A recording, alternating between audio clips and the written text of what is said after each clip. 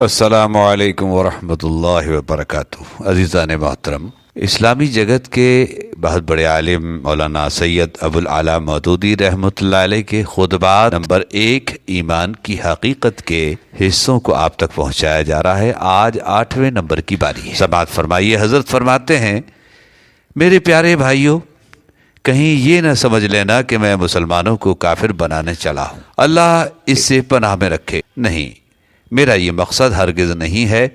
میں خود بھی سوچتا ہوں اور چاہتا ہوں کہ ہم میں سے ہر آدمی اپنی اپنی جگہ سوچے، ہم آخر خدا کی رحمت سے کیوں محروم ہو گئے ہیں؟ ہم پر ہر طرف سے کیوں مصیبتیں نازل ہو رہی ہیں؟ جن کو ہم کافر یعنی کہ خدا کے نافرمان بندے کہتے ہیں، وہ ہم پر ہر جگہ غالب کیوں ہیں؟ اور ہم جو فرما بردار ہونے کا دعویٰ کرتے ہیں، ہر جگہ دبے ہوئے کیوں ہیں؟ اس کی وجہ پر میں نے جتنا زیادہ غور کیا، اتنا ہی مجھے یقین ہوتا چلا گیا کہ ہم میں اور کافروں میں بس نام کا ہی فرق رہ گیا ہے، ورنہ ہم بھی خدا سے غفلت، اس سے بے خوفی اور اس کی نافرمانی میں اس سے کچھ کم نہیں ہیں۔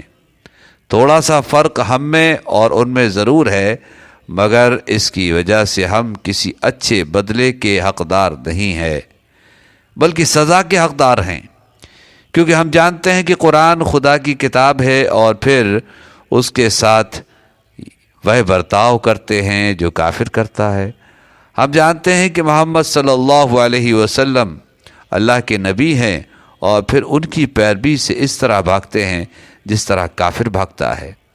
ہم کو معلوم ہے کہ جھوٹے پر خدا نے لعنت بھی کی ہے، رشوت کھانے اور کھلانے والے کو جہنم کا یقین دلایا ہے، سود کھانے اور کھلانے والے کو بہت بڑا مجرم ٹھہرایا ہے، غیبت کو اپنے بھائی کا گوشت کھانے کے برابر بتایا ہے، بے حیائی اور بدکاری پر کڑی سزا کی دھمکی دی ہے، مگر یہ جاننے کے بعد بھی ہم کافروں کی طرح یہ سب کام آزادی کے ساتھ کرتے ہیں، مانو ہمیں خدا کا کوئی خوف ہی نہیں ہے۔ یہی وجہ ہے کہ ہم جو کافروں کے مقابلے میں تھوڑے بہت مسلمان بنے ہوئے نظر آتے ہیں، اس پر ہمیں انعام نہیں ملتا بلکہ سزا دی جاتی ہے۔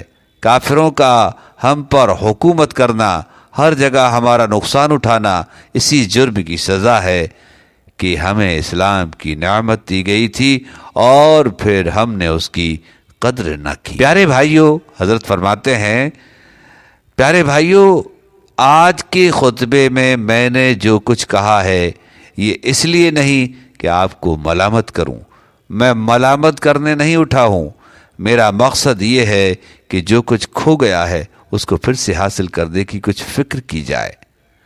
کھوئے ہوئے کو پانے کی فکر اسی وقت ہوتی ہے جب انسان کو معلوم ہو کہ اس کے پاس سے کیا چیز کھو گئی ہے اور وہ کیسی قیمتی چیز ہے۔ اسی لیے میں آپ کو چونکانے کی کوشش کرتا ہوں۔ اگر آپ کو ہوش آ جائے اور آپ سمجھ لیں کہ حقیقت میں بہت قیمتی چیز آپ کے پاس تھی، جو آپ پھر سے اس کو حاصل کرنے کی فکر کریں۔ میں نے پچھلے خطبے میں آپ سے کہا تھا کہ مسلمان کو مسلمان ہونے کے لیے سب سے پہلے جس چیز کی ضرورت ہے وہ اسلام کا علم ہے۔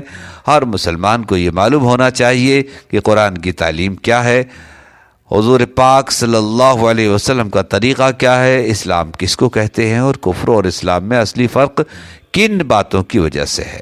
اس علم کے بغیر کوئی آدمی مسلمان نہیں ہو سکتا، مگر افسوس ہے کہ آپ اسی علم کو حاصل کرنے کی فکر نہیں کرتے۔